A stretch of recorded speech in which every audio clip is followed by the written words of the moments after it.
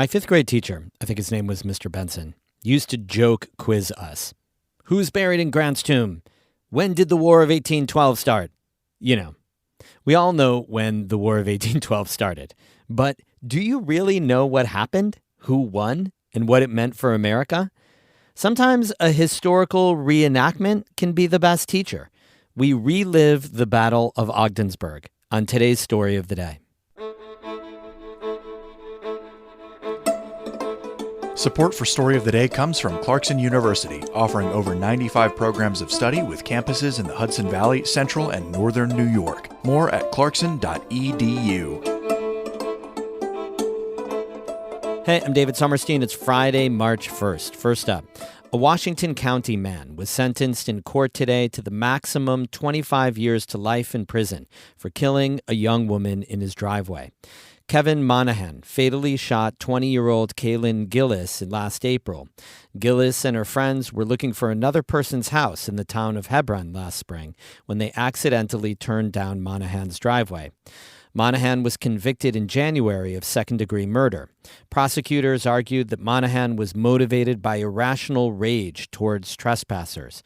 Monahan said the gun went off by accident, and he thought his home was under siege by intruders. At his sentencing, the judge said he felt it was important Monahan remain behind bars rather than be free to harm more people.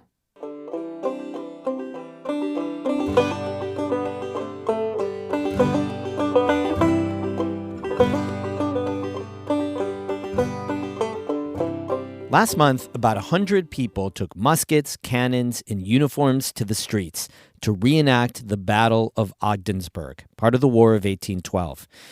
In that war, the U.S. basically tried to conquer Canada and take it from Britain. But most Americans don't know much about this war. Our reporter Lucy Grindon was one of those Americans up until very recently, and she brings us a story. Company, make ready. Outside the Presbyterian Church in Ogdensburg, a group of men is running a rifle drill in the street. They're just practicing, so they don't actually fire their guns right now. Take aim. Fire. Bang. Bang. It's really cold out here, in the low 20s. I'm in my parka, but these guys are wearing pretty small, faded gray and green coats, similar to what U.S. riflemen had in the early 1800s. I know they have to be freezing. Why are you all doing this? Why participate in this? We're sad nerds. Yeah. You're not wrong. We are sad nerds, but I think we're much happier because we're a community. We're a community of nerds. So I think that's a big part of it, but also, the history part, keeping our local history alive. That's what they can all agree on. David Austin says they love history. He's a 46er and climbed every Adirondack high peak in period gear. You can read about marching through the snow, and that's one thing, but if you actually do it, it becomes more real. The point of all of this is to learn about history, specifically the War of 1812. Now I gotta back up a little. I was a history major in college, a bit of a sad nerd myself. But here's everything I know about the War of 1812 going into this. It was fought by people in the U.S. and Canada and Indigenous allies on both sides. Native Americans lost a lot of land, and it started in 1812. So I make it my mission today to find out whether historical reenactment works as a way to learn more about history. Inside, in the church basement, a bunch of officers stand in a circle. They're planning today's battle.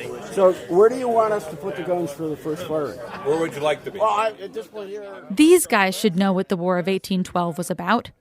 But they all give very different answers. Oh, it depends on who you talk to. Any legitimate student of history wonders what the War of 1812 was really about. Nothing really happens at the end. It was about, history teachers like to say that it's about British impressing American sailors into their navy, but I think that the main cause was the fact that the British were sponsoring Native American tax on American settlements. This was the Second War of the Revolution. That's Tim Kreiderman from Madrid. He's president of the St. Lawrence County Historical Association, and he's in charge today.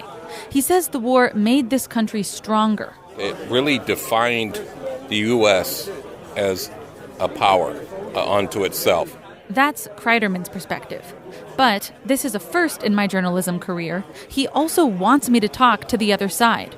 Would you like to talk to the British? Definitely. Okay, I'll take you over. Don't believe anything. That's right. Follow me. I'll give you the commanding officer. He takes me to the Canadian lunch table, to a man in a classic red coat. I'm Major David Moore, and I'm the commanding officer of the Canadian Fencibles, a regiment of Canadian infantry from the War of 1812, and today I'm also the British Army commander here at Ogdensburg. And what's your name in real life? That is my name in real life. Oh! I guess in real life, I'm only a captain in the Canadian Army rather than a major here. Moore's a real present-day Canadian Army captain. Here's his perspective on the War of 1812. We won. It's that simple. You invaded us, we fought you off. Moore says the war cemented the split between the U.S. and Canada, which had happened during the American Revolution. The colonies that became the U.S. left the monarchy. Nova Scotia, Quebec, and others didn't. Yes, everyone always says the 13 colonies broke away. Yeah, out of the 18, the other 5 stayed on.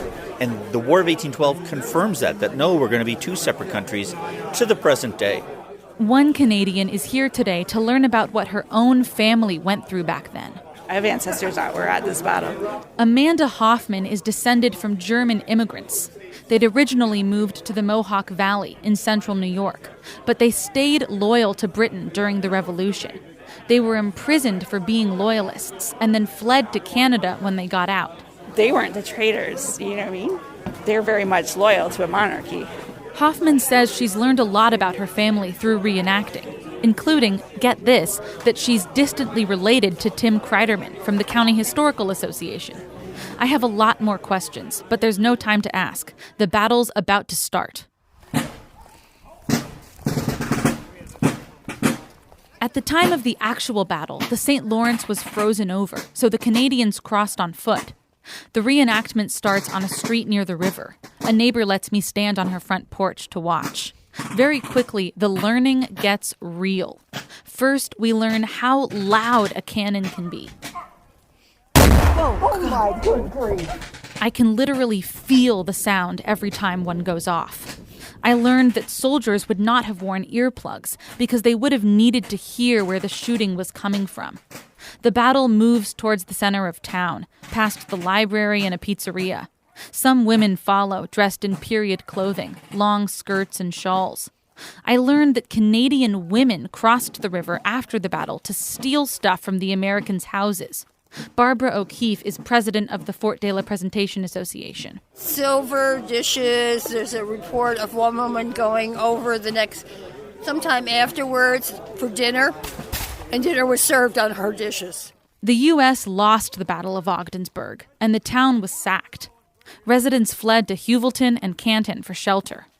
Afterwards, the British were able to keep their supply lines open along the St. Lawrence River for the rest of the war.